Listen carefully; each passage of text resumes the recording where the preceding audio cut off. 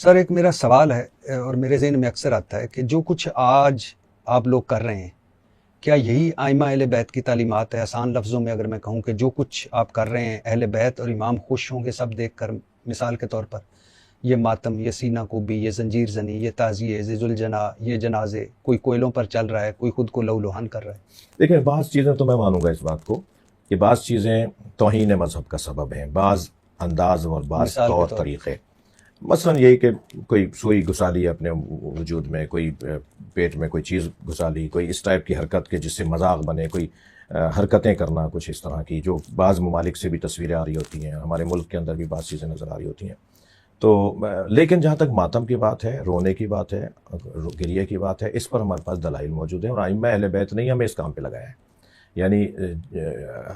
امام رضا علیہ السلام سے ہمارے پاس گریے کی احادیث، امام جعفر صادق سے، امام زین العابدین علیہ السلام جو چوتھے امام اثنا عشری اور تمام شیعوں کے ہیں۔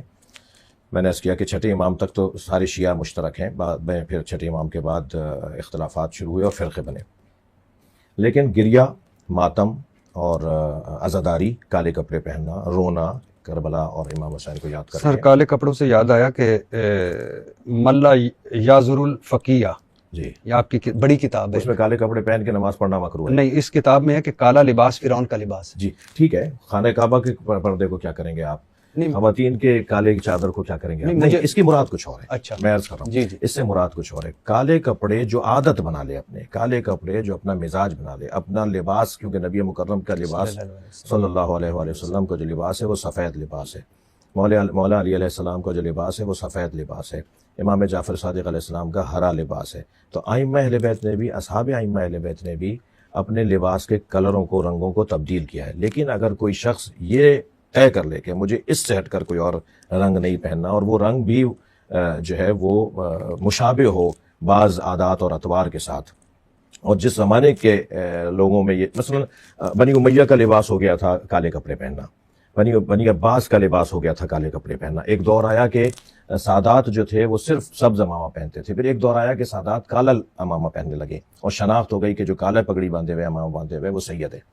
تو یہ دور بدلتا رہا ہے رنگ اور کلرز کو پہننے کے حوالے سے۔ لیکن اگر کوئی شخص ان ساری چیزوں کو ہٹا کر کہ نہیں صرف میں یہی لباس پہنوں گا اور ہر حال میں یہی پہنوں گا، اس کی مذمت میں کالے کپڑے اور کالا لباس اس کی مذمت میں آیا ہے، خاص طور پہ نماز کی حالت میں مکروہ قرار دیا گیا۔ مگر یہ حکم کلی ہے۔ حکم کلی کیا ہے کہ کالے کپڑے پہننا نماز کی حالت میں عام طور پہ پہننا، روزانہ پہننا، ہمیشہ پہننا اور صرف اس لباس کو اپنانا یہ مکروہ ہے۔ لیکن حکم کلی پر ایک حکم خاص آئے گا، ایک حاکم حکم آئے گا، اور وہ یہ کہ یہ لباس استعارہ ہے غم اور سوگ کا،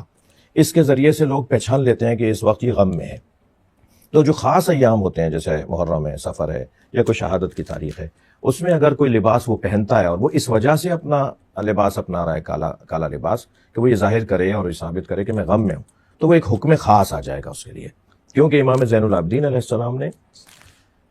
کالا امامہ باندھنا شروع کیا اور کالا لباس پہننا شروع کیا۔ پھر ائمہ اہل بیت نے ایام اعظام میں، خاص طور پہ محرم اور سفر میں کالا لباس پہننا شروع کیا، اس کو